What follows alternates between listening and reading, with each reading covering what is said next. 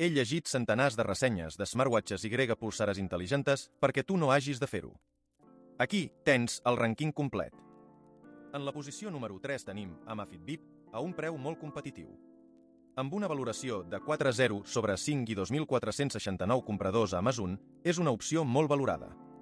Estamos ante un reloj que si destaca por algo es por su relación calidad-precio. Yo no he a quan falta nada. No necesito lo compré hace poco porque quería un reloj que me ayudara a controlar un poco más mi actividad en el gimnasio y también.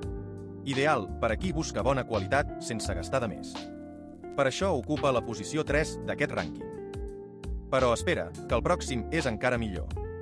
Anem amb la posició número 2. En la posició número 2 tenim Huawei Band a 29 euros. Amb una valoració de 4 d'abril sobre 5.933 compradors a Amazon, és una opció molt valorada. Lo uso todos los días de mi brazo, no me lo quito, la verdad es mi señal de identidad, ya va anclado a mí. Solo me lo cuesta pulsera, es muy ligera y de colores vibrantes.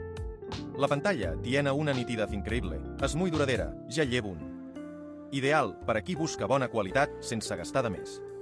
Per això ocupa la posició 2 d'aquest rànquing.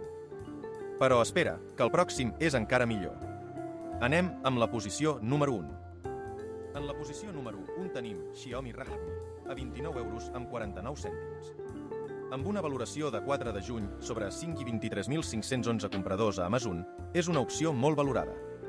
Todo corre. Es un reloj que funciona muy bien. La batería dura bastante y la conexión con el móvil es muy buena.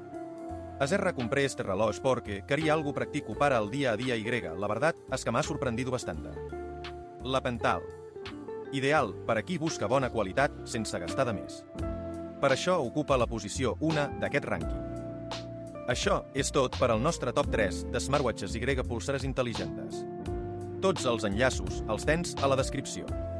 Si t'ha anat bé, subscriu-te per a més comparatives com aquesta.